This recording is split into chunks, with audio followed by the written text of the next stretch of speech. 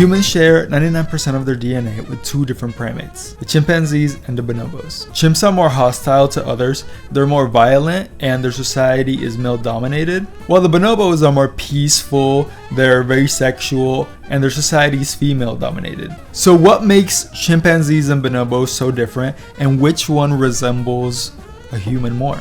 I think you guys can guess, but who knows, maybe the answer will surprise you. So these are the questions explored by this book that was published in 2010 called The Bonobo Handshake. The author of this book is called Vanessa Woods, and she's an Australian writer and journalist. The story of this book consists of Vanessa's experiences in the Lola Bonobo Sanctuary, which is the only one of its kind in the Democratic Republic of Congo.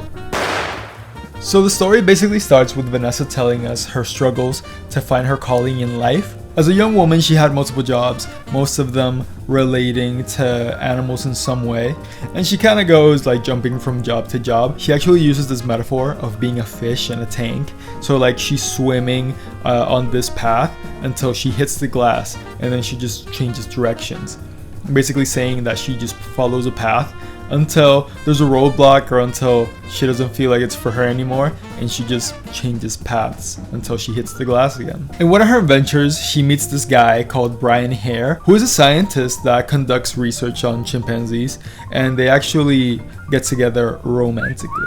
After they started dating, Brian decides to go to Congo because he wanted to study bonobos, and at this point Vanessa doesn't know anything about bonobos. She doesn't even know what they are, but she decides to go with him. She was actually pretty hesitant about going to Congo because she said that bonobos seemed like a more boring type of chimpanzee, which is wild because less violent and more peaceful and more loving equals more boring, I guess. At the end, she actually decides to go because Brian had given her some like things to read about the history of Congo, and she read about the wars and the conflicts that had happened and kind of like the whole political situation that was going on at the time. She wanted to see how those people were affected by war and how they acted, because her dad had actually gone to Vietnam, and when he came back he was a different person and he had PTSD, and he wasn't a very good father to them because of that, and eventually he abandoned Vanessa and her family. So she kind of wanted to see how war affected people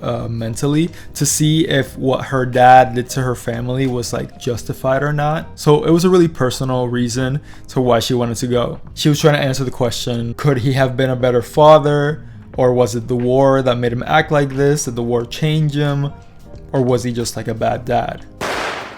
So she gets to the Lola Bonobo Sanctuary in the Democratic Republic of Congo, which is a place that you can actually go to.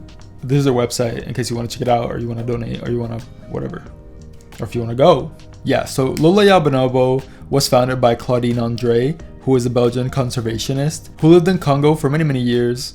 This woman is actually incredible because, believe it or not, managing a sanctuary for an endangered species in Congo, it's not easy. So this sanctuary is home to many bonobos who have been orphaned for different reasons, but a lot of times the mama bonobo gets hunted for their meat, because in Congo many people are food insecure and they don't have access to a lot of meat, so they hunt animals and they sell them in these meat markets. It actually did become illegal to sell bonobos in these markets, so I don't know if that's still going on, if they're still doing it or not. But yeah, in this sanctuary, the bonobos are nursed back to health, because a lot of them come with wounds. They just come scarred and with trauma from seeing their moms being hunted and being transported around from place to place. So when they get to the sanctuary, they actually get nursed back to health by this group of women called the mamas, and they provide food, medicine, and a safe environment for them to play in. The goal for Lola is to release them to the wild after they're healthy and after they know that they can take care of themselves, so that they can keep reproducing and increasing their numbers in the jungle. Anyways, moving on to Vanessa and Brian. So they start doing this cooperation test that Brian had done with chimpanzees in the past. It basically involves them putting food on a wooden plank, and there's two bonobos, and there's a rope tied on each side of the plank. So the goal is for each one of the bonobos to pull each side of the rope at the same time. They have to work together to actually get the food, because if one of them just pulls it, the plank will never reach them. So I actually got these images from papers that Brian published involving like the chimpanzee and all those tests that he had done. Another study was testing their compassion. So they would put two bonobos in this cage that like joins together. So they're separated by this door. They put food on one of the sides, so only one bonobo has food, and they give the bonobo the option to open the door and share his food with the other bonobo that he actually doesn't know and hasn't interacted with. And in both of these studies, bonobos chose to cooperate and they chose to share their food with the other bonobo.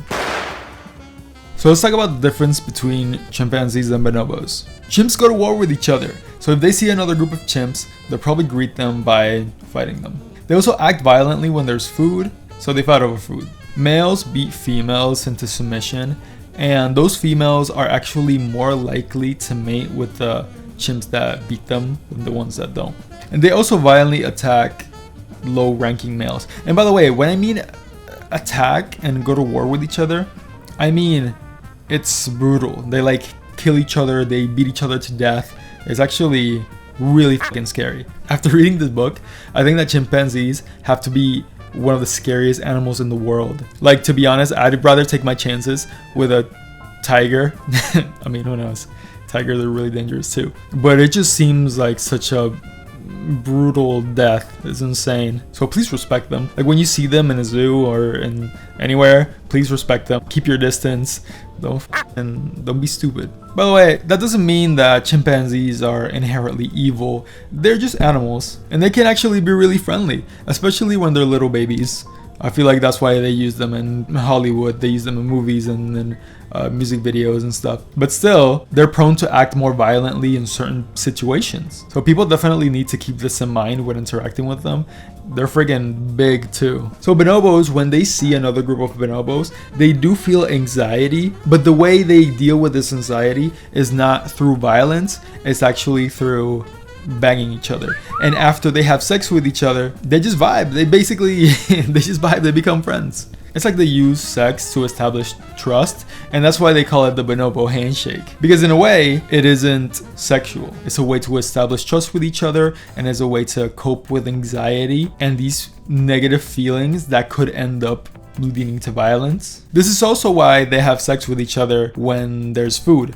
So chimpanzees also fight each other for food, but bonobos have sex with each other when there's food. So they have sex and then they eat. So when there's lots of bonobos, they all have this giant sex party, and then they have a feast, and then they just relax. But it's the same thing. It's like there's food, anxiety levels rise up. How do I cope with this anxiety? Banging each other, which is probably way better than going to war. I also want to point out that the sex that they have is with any gender. It doesn't matter who it is. Males with males, females with females, it doesn't matter. They just need to have sex, and they just do it with whoever they want. So male bonobos are actually still bigger than the female bonobos, but the females work together to maintain peace in their community. So the male bonobos, sometimes they want to act a little bit crazy and a little bit violent, and the female bonobos would work together and beat the male bonobo. But the difference between the violence and the beatings between chimpanzees and bonobos is that chimpanzees beat the females to assert dominance and to make the females more submissive, while bonobos beat the males to just keep order and keep peace in the community. But yeah, just like what I said with chimps, bonobos, even though they are less prone to violence, it doesn't mean that they're not dangerous animals still. They're still wild animals, and even at Lala, they keep their distance from the fully grown bonobos because they're also pretty big and they could make some real damage, especially if a few of them gang up on you. But yeah, physically, chimpanzees tend to be a little bit bigger and they have a pale face, while bonobos are a little bit smaller and they have a dark face. And also bonobos tend to have a little bit more hair on their heads. So who are humans like? Are we like chimpanzees or are we like bonobos? I feel like a lot of people would say, obviously we're like chimpanzees because we live in a patriarchy and humans go to war with each other and humans are violent. But just like the bonobos, we do help each other out. Bonobos share their food, humans share their resources without any benefit to themselves in a lot of situations. So Vanessa points out in her book that we can be the nicest people in the world when we think of someone as an us. We identify with them, they're part of our same community. But when we think of someone as a them and those people, and we don't identify with them, then we can be the coolest people in the world. So to be honest, we are like both, but we should learn how to be more like bonobos. I was gonna read a passage just to close this video off, but I actually don't have my book right now. I'm gonna leave you with this. This is a TED Talk from Vanessa Woods. You guys can go check it out on YouTube. We need to learn how to be more bonobo, to how to understand how to see everyone as being like ourselves.